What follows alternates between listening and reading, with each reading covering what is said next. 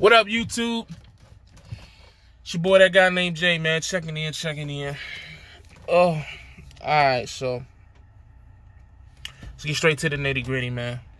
I got written up. Well, I guess I don't know if it was a warning. You know what I'm saying?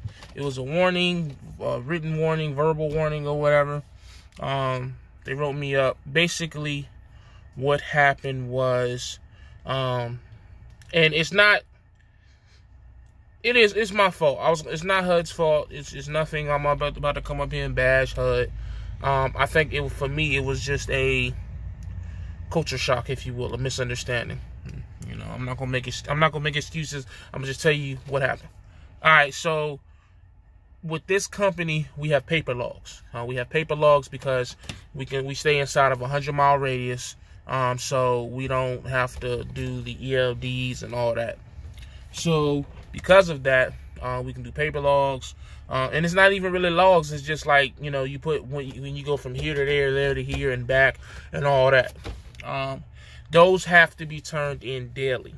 I don't know why my dumb ass thought that they didn't have to be turned in daily. You know, pretty much every job that I've had, with the exception of maybe MBI, everything was had to be turned in on a daily basis. But then again, we did everything through the tablet, so it really wasn't a lot of paperwork being done besides the putting down the weight of the load.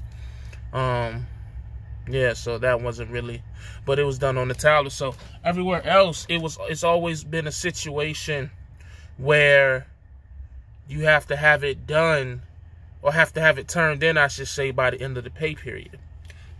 It was like that at Great Wide. It was like that at all the OTR companies I work for, Abilene, like all the bill of ladings and things like that.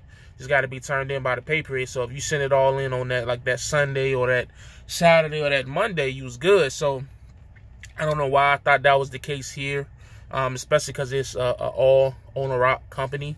You know what I'm saying?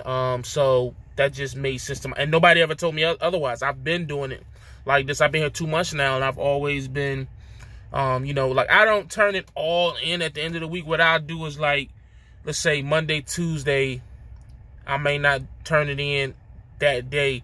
Wednesday, when I turn in Wednesday, I turn in Monday, Tuesday, Wednesday. But they pulled me to the side and was like, hey, you know, that's not how we do it here. It causes chaos. It's too much paperwork to process.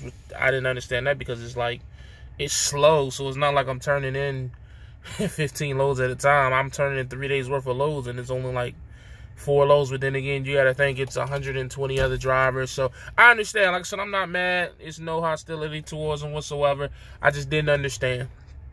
You know, and that just shows you, you know, that if you're going to be local and if you want to be at one of these positions where you have to, you know, see the same people on a daily basis, it's just a lot more, it doesn't make it harder. I guess it just makes it more tedious, you know. It's just the paperwork has to be turned in every day. Because, you know, sometimes you just don't do everything on the same day. I mean, it's whatever. It's just, you know, it's just local life. That's the simplest way I can put it. It's local life. You have to do certain things more frequently on a daily basis. So, it didn't affect me. I'm still going to get dispatched, even though there's not much to be dispatched. It's starting to pick up. Like everybody did 2 JCCs today. So that was a $400 day. Minus the fuel, of course. But if you already fueled earlier in the week, you should be good, unless, because the way it works Saturday is like cats may only fuel for like 70 gallons. And so if they fuel 70 gallons, that 70 gallons may get them through like the middle of Thursday. So when the middle of Thursday come, they not gonna fill the tank back up. They may put like 20-30 gallons in there just to get them through Friday and Saturday. But then again, it depends on the workload for Friday and Saturday. So it's just like they nitpick like that. You know, I've always just filled the tank up everywhere I was. Even when I was leasing at Swift, I just filled the tank up because I knew it was going to get used in that week. But that's when I was training, so we was doing a lot of miles. Here with this situation, it's more of a solo barely doing 100 to 200 miles a day, so fuel isn't being consumed nowhere near as much as it did in an OTR situation. So that's that. So, but yeah, man, it's quick video, man. Just letting you know, if you're gonna be local, if you're looking to come local, just know it's gonna be more tedious. You got to be more, just stay on top of your stuff. You can't. It's a lot of stuff that you can get away with, being regional OTR that locally, they crack down on. I don't think I've ever been written up on an OTR company or a regional company. Even when you hear the term written up or warning, it just makes it feel, it just reminds you that you've turned it back into a job, if I'm being honest. And that's not to downplay my situation, it's just speaking the reality of it. Like, when you're local, and unless you own that truck, you're at a job. It becomes a job again. You know what I'm saying? And when you're at a job, you can be written up, you can be disciplined, which you can be too, OTR and regional, but I've never seen it, because you're just not around people.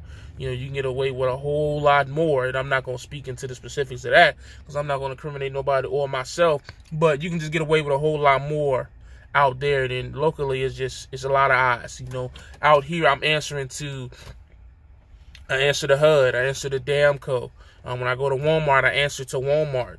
I answer to the security here. I got to answer to the port police, port longshoremen, DOT.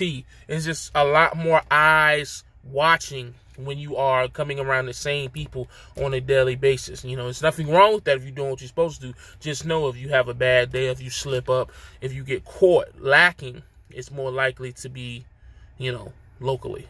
So it's kind of like a warning. I'm using my warning to warn you. If you want to be local, and I'm sure it's the same with LTLs, food service, any local position. It just makes sense. It's more opportunity to mess up because you're doing it more. You know what I'm saying? You're doing whatever you were doing before, or whether it was regional OTR, you're doing it more locally, so there's more opportunities to mess up, more opportunities to mess up paperwork, not turn in paperwork, whatever, and then now you're getting written up looking like, damn, I didn't know I can get written up in trucking. So that's what it is, man. So that's what it is. I'm still processing it. Got written up. Haven't got written up since I was at, like, Walmart. Did I get written up anywhere else? Yeah, I just don't remember. Oh, wait, no. I got written up at MBI. Yeah, I got written up at MBI. But that was bullshit, because it was because of the truck breaking down, but it wasn't my fault, because the truck was just a piece of shit. That truck still, like, I keep in contact with a lot of people back at MBI. Shout out to Stacy. Shout out my man Kelly, who just fixed my car. He's the diesel mechanic at MBI, but he works on cars too. He didn't want to recently fix my car, but he was like, man, the same truck that was giving me issues is giving whoever's in it now issues. So I was just kind of like the scapegoat, which I already knew I was, but it is what it is. It's all good, Alan. I know you still watch my video. Shout out to you, man. As always, stay safe, stay positive, stay productive. God Family Trucking. I'm gone.